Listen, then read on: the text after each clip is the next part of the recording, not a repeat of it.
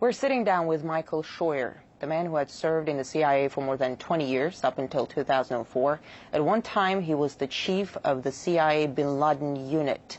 Then he went and exposed how counter-effective Washington's methods were in the fight against terror. He looked at the U.S. through its enemy's eyes. In fact, it's the title of one of his books called Through Our Enemy's Eyes. I'm very pleased to have the chance to interview you, Thank Mr. you. Scheuer. I'm glad to be here. Bin Laden is gone. Who is Washington's #1 enemy now? Washington's enemy is an enemy that doesn't exist. We're fighting an Islamic enemy that Washington believes is out to kill us because we have elections, because we're free, because we have women in the workplace. It's an enemy that doesn't exist. It didn't exist when bin Laden was alive. It doesn't exist now. America is being attacked because of its foreign policy in the Muslim world, because of its support for Israel, because of its support for the Saudi police state, because of its presence on the Arab Peninsula. And until we accept that, until Americans can say to each other, whether you support aid to Israel or not, our relationship with Israel is causing this war, we are not going to be able to defeat this enemy. And Israel itself as a country is not the problem. The real problem is the leaders of the Jewish American community in the United States who influence and corrupt our Congress to support Israel when we have no interest there. You imply that the Israeli lobby is dragging the United States into the wars, into Absolutely. the conflicts? They're absolutely dragging us in. Iraq was a war that was proffered or was called for mainly... Then let me ask you this. Yeah. The situation in the region, in the wake of all these revolutions in the Middle East and North Africa, yes. You can pretty much describe it as turmoil. Turmoil is no good for Israel. Isn't there a contradiction to what you're saying? Well, the American political establishment is caught between two things. They're extremely pro-Israel, and they're almost Marxist in their belief that democracy and the spread of democracy is inevitable in all places, in all peoples, at all times. And so they need to protect the Israelis, but they can't say what is a reality. For example, there is not going to be a democracy in Tunisia, or Libya or Egypt that in any way resembles democracy in the West. And yet what they've done is create anarchy. They've created a situation where the only beneficiaries are the Islamists. The guns that have flown out of Egypt, out of Tunisia, out of Libya to the Islamists have been enormous in their volume. And the prisons that were opened in Egypt, Tunisia, and Libya have reinforced the Islamist groups across the world. So their mindless pursuit of secular democracy, at the end of the day, endangers the stability of the region and probably the whole world. Are you saying we're going to see further radicalization of the region? Oh, especially in Africa. Yes, ma'am. The guns that are flowing out of the three places where there were Arab Spring revolts are going to cause problems in Somalia, across North Africa, and in Nigeria. Let's talk about Syria. Yes. Syria says the earth will start shaking if anyone intervenes in their internal affairs. How badly does the U.S. Is the U.S. trying to interfere? Oh, I think we're interfering unconscionably. Until they removed the U.S. ambassador, he was running around the country trying to encourage groups to overthrow the Syrian government. That is not the role of any diplomat, United States or Russian or Chinese or British.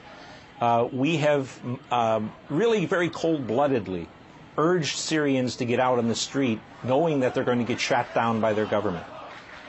Again, Syria is a country where there is no U.S. interest. Since I was a little boy, we've been afraid of the Syrians, and if you look at the map, it's hard to imagine that little blot of country called Syria could be a threat to the United States. The CIA has reportedly worked with the Syrian opposition for years. Well, I'm not sure we worked with the Syrian opposition. We've certainly worked with the Syrian government. Cables, well, I haven't. Yeah. Well, then, if it's there, it's there. But our relationship with the Syrians is really a relatively unimportant one. But again, it's another very good example of the dichotomy in the thinking of American leaders. Because as we call for democracy in Syria, if Assad goes, Israel's security goes straight down. If the region becomes a complete mess, doesn't Washington see any dangers to Israel? I mean, with Iran involved, it won't be pretty. I think that's exactly right, ma'am. I don't know what the thinking is, except that they have come down on the belief that democracy is better for everybody. And the truth is, American and Western foreign policy interests in the Middle East have depended for 50 years on the maintenance of tyranny. Tyranny that gave us access to oil, tyranny that protected Israel, and in the last 20 years, tyrannies that persecuted Islamists to protect us. All of that is going by the wayside. And to the Israelis' credit, the Israelis are the only ones who have stood up and said, democracy may not be very good for our security, and they couldn't be more correct. What do you make of these recent accusations that the Iranian government was trying to kill the Saudi ambassador in Washington? I'm not in a position to know whether or not the information was accurate. But when I was a young intelligence officer, I worked against Iran and Lebanese Hezbollah. And I can tell you, in the 90s, they were meticulous in covering their tracks and only using as agents of terrorism their own people. The plot that was described by the Attorney General of the United States is a comic opera.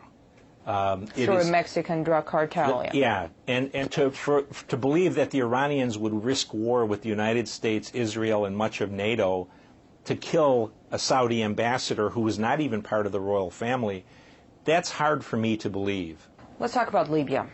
Libya is in ruins in the wake of NATO bombings. Yes. It's brimming with weapons. Yes. An al-Qaeda flag was planted over a courthouse in Benghazi. Yes. How good of a playground is Libya for people with radical agendas? Very strong Islamist presence in Libya. Since the war against the Soviets in Afghanistan, Libya has sent as many of its people to fight in those insurgencies, the Islamist insurgencies, as any other country in North Africa, maybe outside of Saudi Arabia. The Libyan Islamic Fighting Group fought a long time against the Soviets. They fought against Gaddafi. A great number of Libyans went to Iraq and to Afghanistan to fight us. And whatever strength the Libyan resistance had in terms of military capability, that came from experienced Islamist fighters. So the idea that somehow there's democracy afoot in Libya is just simply wrong. Could it become a hotbed of terror? I don't know if it could become a hotbed of terror, but it can become a country that's decidedly anti-American, anti-NATO. It can be probably less a hotbed of terror than a country that is vastly unstable. It seems the U.S. is almost creating grounds for terrorists to surge and then goes out fighting them. We see it in Pakistan. They got the whole nation alienated because of the strikes. A lot of people want revenge. How efficient is that? We are very efficient in this day and age, in the last 20 years, in creating enemies. We're not very efficient in creating security for the United States. We have the best educated population in the world, and we have the people with the littlest amount of common sense. How many times have we heard Mr. Clinton, Mr. Bush, Mr. Obama say, this has nothing to do with religion, this is not a religious war, this is a bunch of people who are just madmen. We are definitely fighting a religious war. And until we come to realize that, we are never going to be able to defeat it. In fact, we're encouraging the growth of a new generation of people who are going to fight us. The U.S. is pulling its troops out of Iraq, but at the same time, it's boosting its military presence in the Persian Gulf. More ground troops are planned to be deployed. New drone bases are being built. What do you make of such expansion? It just demonstrates again the ignorance of the United States government in terms of its political leadership about what our problem is in the Muslim world. The key point of formation for al-Qaeda was the presence of U.S. military forces on the Arabian Peninsula. 15 years after they declared war on us, we're now going to take people out of Iraq and put them in Kuwait and Bahrain and Saudi Arabia, reinforcing our presence on the Arab Peninsula, only going to cause us more foes and more enemies in the Islamic world. It's a contradiction. It's a lack of common sense. Let me ask you this: if the U.S. pulls out of everywhere, yes, is it going to be the end of terrorism? It certainly would deny the terrorists the glue of unity that keeps them focused on the United States.